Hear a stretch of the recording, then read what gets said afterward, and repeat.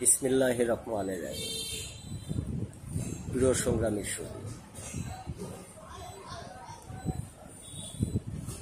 গতকালকে কিছু বক্তব্য আমি শুনেছি, যেখানে দেশের স্বাধীনতা সার্বভৌমত্ব রক্ষার জন্য তারা বদ্ধপরিকর।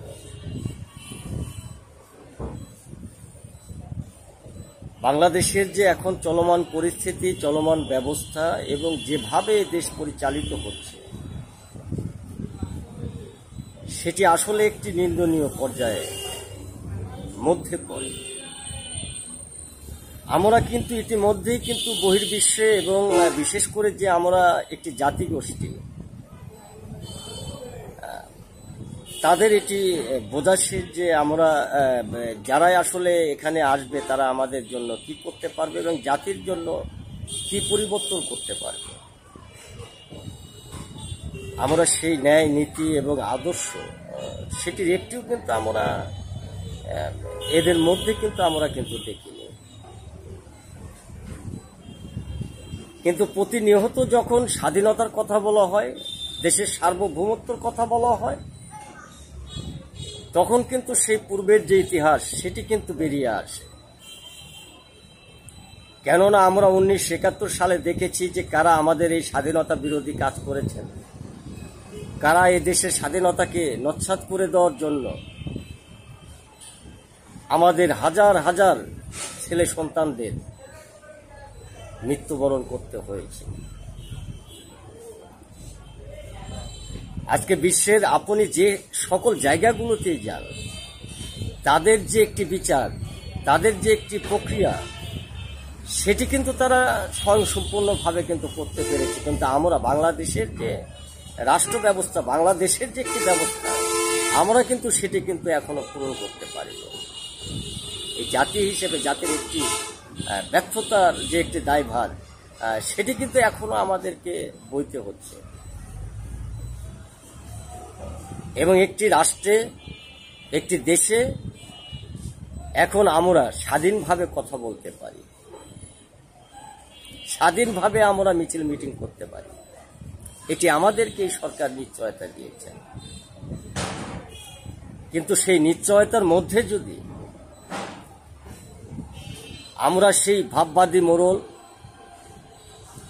সেই মৌলবাদী সংস্থা, কঠোর হস্তক্ষেপ, এগুলো যদি আমরা এই জাতির কাঁধে যদি চাপিয়ে দিই, তাহলে জাতি আগামী দিনে কি কোন পর্যায়ে যাবে সেটি কিন্তু আমাদের অনেকটাই কিন্তু ভাববার বিষয় হয়ে কিন্তু দাঁড়াবে।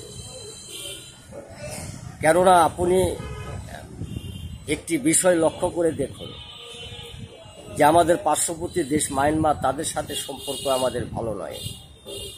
আমাদের পার্শ্ববর্তী দেশ ভারত, তাদের সাথে আমাদের সম্পর্ক ভালো নয়। আজকে আমরা যেটি দেখেছি, এই যে আমরা সেই পূর্ব পাকিস্তানের আন্ডার থেকে কাছ থেকে যখন আমরা মুক্তি পেলাম, সেই মুক্তির মধ্য দিয়ে আমরা হয়তো মনে করেছিলাম একটি স্বাধীন জাতি হতে পারব। কিন্তু সেখান থেকে বেরিয়ে এসে আমাদের পড়তে হলো সেই সাম্রাজ্যবাদী শক্তির কবলে। সেখানে আমরা পরাধীনতার মধ্যে দিয়ে কিন্তু যাচ্ছি। আমরা কালকে যদি সাম্রাজ্যবাদী শক্তির কাছ থেকে যদি বেরিয়ে আসি, তাহলে আমাদের হয়তো আবার সেই চীন, রাশিয়া, তাদের যে একটি কবলে কিন্তু আমাদের পড়তে হবে। আমরা সেখান থেকে যদি আবার বেরিয়ে আসি, তাহলে হয়তো আমাদেরকে সেই ভারতের কাছে আমাদের জিম্মি হয়ে থাকতে হবে। এমনভাবে কিন্তু আমরা একটি দেশকে, স্বাধীন দেশকে কিন্তু আমরা স্বাধীন হিসেবে কিন্তু বলতে পারি না। এখনো আমরা সেই স্বাধীনতা পাইনি। কেননা আমরা দেশ স্বাধীন হলেও বহির্বিশ্বের কাছে আমরা সেই পুঁজিবাজার অর্থনীতির কাছে এখনো আমরা জিম্মি হয়ে রয়েছি। আজকে সেখান থেকে আমাদের বেরিয়ে আসার জন্য, আমাদেরকে সেখান থেকে স্বাবলম্বী করার জন্য, আমাদের সেখান থেকে ফিরে এসে একটি স্বাধীন জাতি হিসেবে দাঁড়ানোর জন্য, মাথা উঁচু করে দাঁড়ানোর জন্য এটি কোনো ব্যবস্থা এবং এটির কোনো পরিবর্তন, এটির জন্য কোনো নীতি, এটির জন্য কোনো রাষ্ট্রীয় আইন, সেটি কিন্তু এখনো গ্রহণ করা হয়নি। এবং সেটি হবে কিনা অদূর ভবিষ্যতে আমার এটি জানা নেই। আর এর মধ্যেই যদি আমরা দেখি যে আমাদেরকে সেই ধর্মের কল, ধর্মের বাতাস আমাদের গায়ে মেখে দেওয়া হচ্ছে, আমাদেরকে বারবার সেই ঘুম পাড়ানোর যে স্বপ্ন, যে কথাগুলো, যে চেতনাগুলো, সেগুলোকে প্রতিনিয়ত আমাদেরকে দিয়ে যাওয়া হচ্ছে, তাহলে আমার মনে হয় এই যে বিপ্লব, এই যে মুক্তিযুদ্ধ, এই যে আমাদের একটি চেষ্টা, আমাদের ছেলে সন্তানদের লাশ, এটি দিয়ে আসলে কি লাভ হলো? কোন পরিবর্তনের নীতিতে আমরা চলে আসলাম? আজকে সেই পরিবর্তনের কালিমা কিন্তু আমাদের প্রতিটি মানুষের গায়ে কিন্তু সেই লেগে আছে। কেননা আমরা সেই ব্যর্থতার একটি পরিচয়, ব্যর্থতার যে সেই দিকগুলো আমরা প্রতিনিয়ত কিন্তু সেটি দেখতে পাচ্ছি।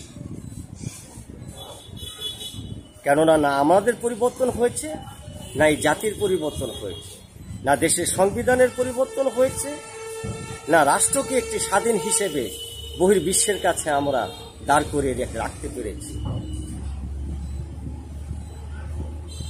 আজকে কথায় কথায় কথাগুলো এই জন্য বললাম যে আমরা আসলে এখনো মুক্ত হতে পারিনি। আমরা মুক্তির যে পথ, সেটি কিন্তু এখনো আমরা দেখতে পাইনি। এর মধ্যেই হয়তো অনেকে অনেক চিন্তা ভাবনা করছেন যে আসলে আগামীতে আপনারা কি করবেন।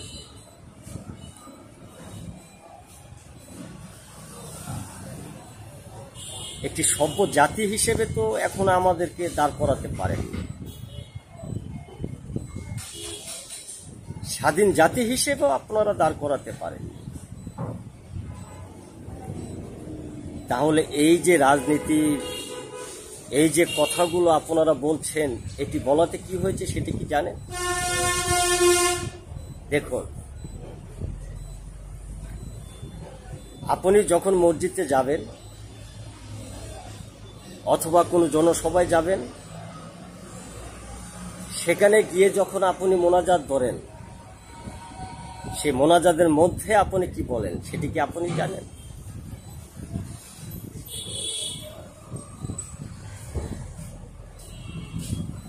যে স্রষ্টা আপনাকে সৃষ্টি করেছে,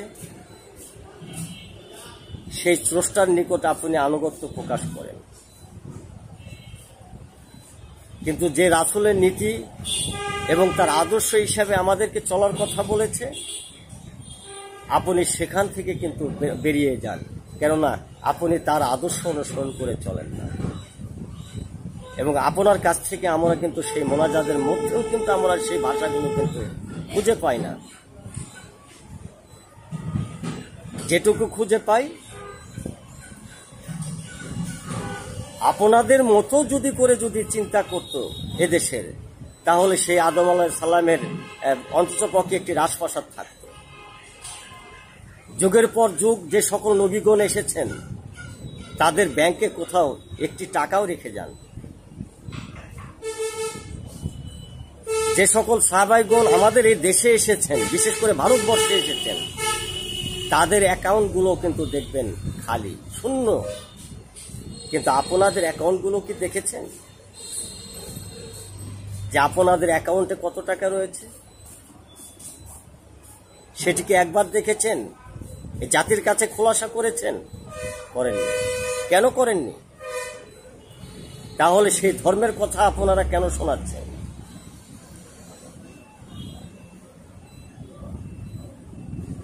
আজকে আপনাদের যে আলোচনা, আপনাদের যে ধর্ম থেকে বেরিয়ে এসে রাজনৈতিক প্ল্যাটফর্ম তৈরি করা, এটির কারণে কি হয়েছে সেটি কি জানেন?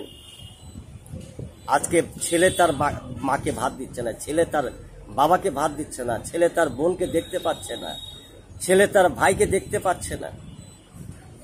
এই যে একটি প্রতিহিংসার যে বীজ যেটি আপনাদের হাতে ছিল, যেটি পরিবর্তন করার কথা ছিল, যে আদর্শগুলো আপনারা রাষ্ট্রীয় দেশের প্রতিটি মানুষের মাঝে পৌঁছে দেওয়ার কথা ছিল, যে দাওয়াতগুলো পৌঁছে দেওয়ার কথা ছিল, যে রাসূলের নীতিতে আপনারা দায়বদ্ধ প্রতিটি মানুষের কাছে,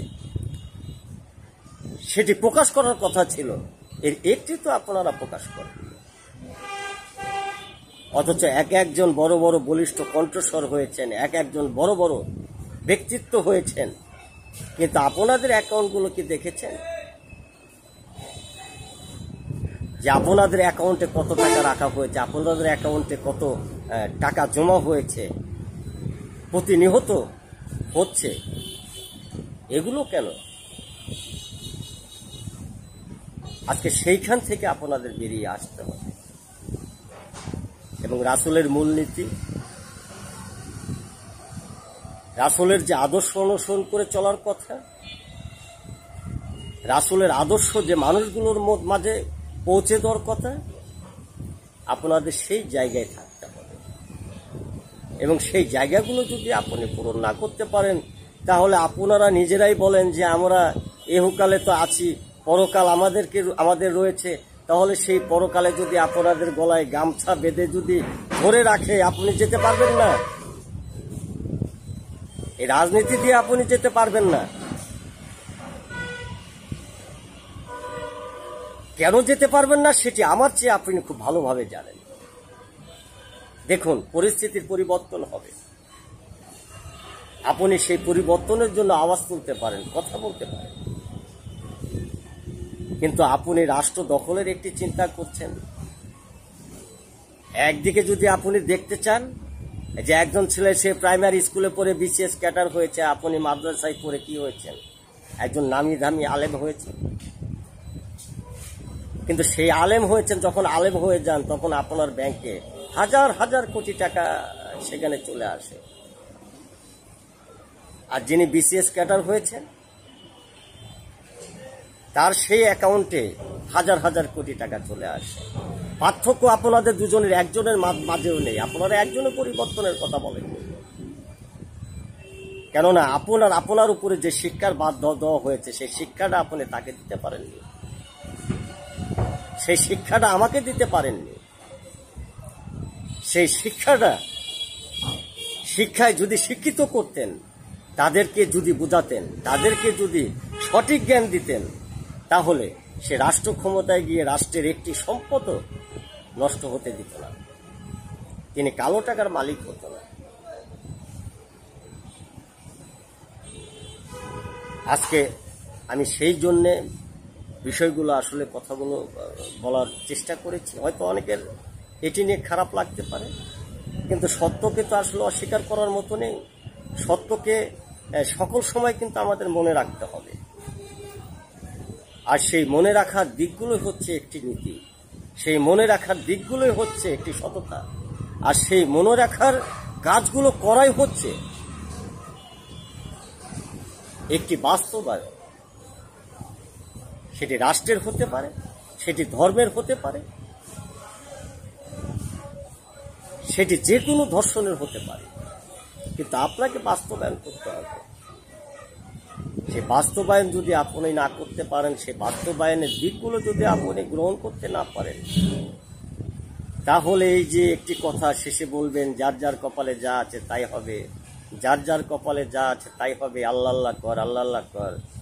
আর এদিকে ওরা এসে বলবে গরিবের বউ ভাবি, আর আপনি কি বলবেন যে ওটাকে ওড়না দিয়ে ঢেকে রাখো।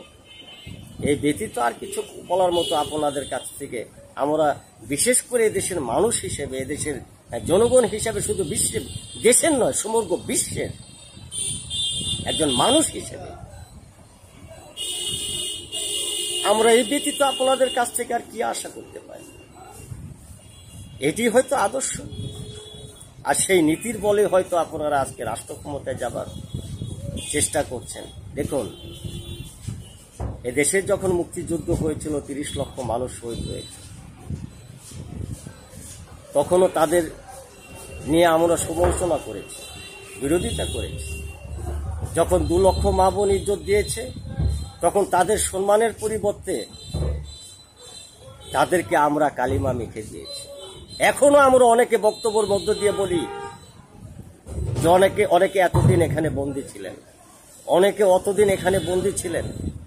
আমরা সেই ভাষাগুলো একবারও কিন্তু আমরা চিন্তা করি না যে তাদের যে একটি সম্মান, সেই সম্মান আমাদেরকে দিতে হবে। কেননা অপরাধ করলে তিনি করেছেন, অপরাধ তো উনি করেননি, তাহলে তার সম্মানটা আমরা দেব না কেন? আমরা কিন্তু তাকে সম্মান দিতে পারি। আজকে 2024-এ এসে যে গণ অভ্যুত্থান দেখলাম, সেই গণ অভ্যুত্থানের সময়ও আমরা সেটিকে তো দেখছি। দেখুন, সেই সকল বীর সৈনিকদের, সেই সকল সহযোদ্ধাদের, সেই সকল ভাইদের কারো চোখ নেই, কারো পা নেই, কারো বেঁচে থাকার যে শেষ সম্বলটুকু সেটুকুও নেই। কিন্তু তাদের হাহাকার, তাদের যে রাহাজানি, তাদের যে আত্মচিৎকার, তাদের যে আত্মনাদ, সেটি কিন্তু প্রতিনিয়ত আপনাদের কানে আসছে। কিন্তু আপনার অ্যাকাউন্ট থেকে কিন্তু 10টি টাকাও তাদের কাছে যায়নি। আপনার অ্যাকাউন্ট থেকে কিন্তু তাদের ঘরে কিন্তু এক বস্তা চাউলও যায়নি। কেন যায়নি? কেননা ওই যে আপনি সেই কথার, নীতি কথার মধ্যে রয়েছেন, যার যার কপালে যা আছে তাই হবে,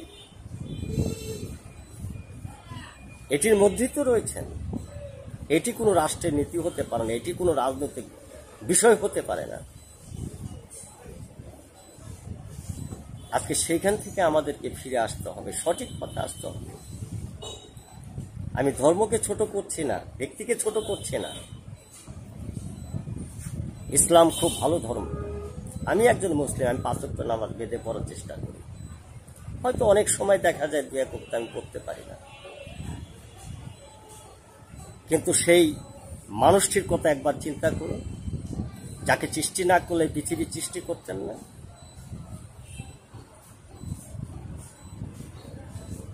তাহলে তার আদর্শ অনুসরণ করে যে আমাদের চলার কথা বলেছে, আমরা তার আদর্শ কতটুকু পালন করছি?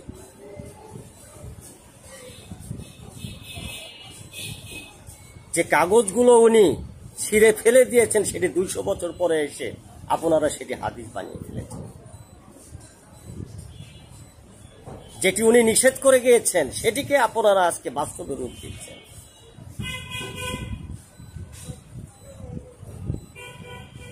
আপনার কি এটা মনে আছে যে প্রথম যখন ওনার উপরে যে আয়াতটি নাজিল হয়েছিল, তখন উনি কি বলেছিলেন? জিবরাইল হুজুর কি বলেছিলেন ওনাকে?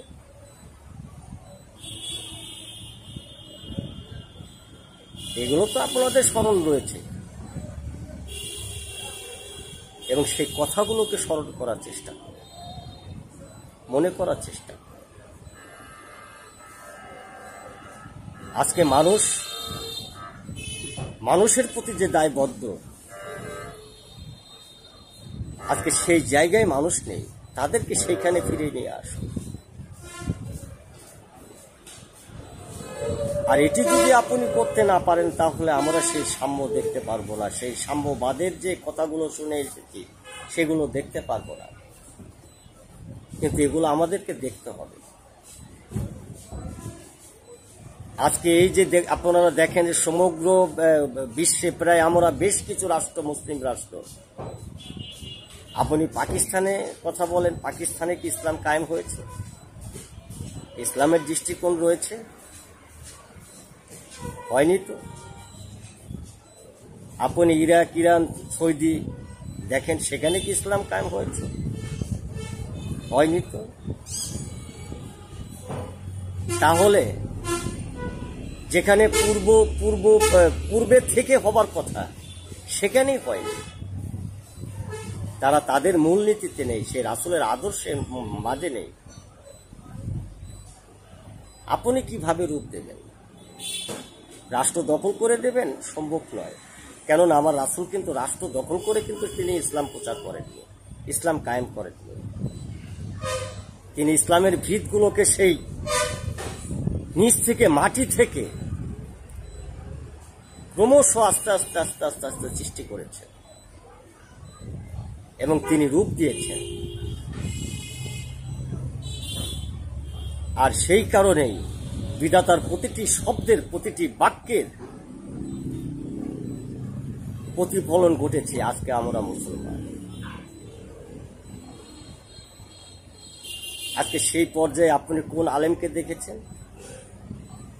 আপনি সেই পর্যায়ে কোন বক্তাকে দেখেছেন? আপনি সেই পর্যায়ে কোন খাদেমকে দেখেছেন? দেখেন কিন্তু। দেখুন, তারুণ্যের ইতিহাস গঠন করা যায়, ভক্তি দিয়ে সঙ্গীত পরিচালনা করা যায়, চেতনা দিয়ে মানুষকে মৃত্যুর মধ্যে ফেলে দেওয়া যায়, কিন্তু নীতি আর আদর্শ দিয়ে একটি পরিবারকে গঠন করা যায়। আর সেই গঠনের দায়িত্বই হচ্ছে আপনারা এটি গঠন করুন এবং গঠনের চেষ্টা করুন। একজন সেই আবু জাহেল হওয়ার চেষ্টা করেন, কেননা সেটি করলে এর জন্য আমাদের যে পরিণতি ভোগ করতে হবে এবং সেই পরিণতি থেকে কিন্তু আমরা কেউই মুক্তি পাব না। কেননা আগামী দিনগুলো আমাদের জন্য খুব কঠিন হয়ে দেখা দেবে। আজকে এক আদর্শ থেকে নানা মতের ভিত্তি করেছেন, এক আদর্শের প্রতীক হয়ে আপনাদের মধ্যে সেই দ্বিধা দ্বন্দ্ব দিনের পর দিন লেগেই আছে। আজকে সেই জায়গাগুলোকে ঠিক করুন, সেই জায়গাগুলো থেকে এসে সহমত পোষণ করার একটি জায়গা সৃষ্টি করুন এবং মানুষের কাছে সেই নীতিগুলো ক্রমশ পৌঁছে দেওয়ার চেষ্টা করুন। আপনি থাকুন, আমাকে রাখার চেষ্টা করুন। তা হলো হয়তো একটি মানুষ হিসেবে আমরা দাঁড়াতে পারবো, একটি মানুষ হিসেবে মানুষের কথা বলতে পারবো, একটি মানুষ হিসেবে আমরা এটি গভীরভাবে আমরা সেই স্রষ্টার প্রতি কৃতজ্ঞতা প্রকাশ করব এবং স্রষ্টাকে সকল সময় আমরা স্মরণে রাখতে পারব। আজকে সেই কাজগুলো আপনাদেরকে দিয়েছেন, আর যিনি দিয়েছেন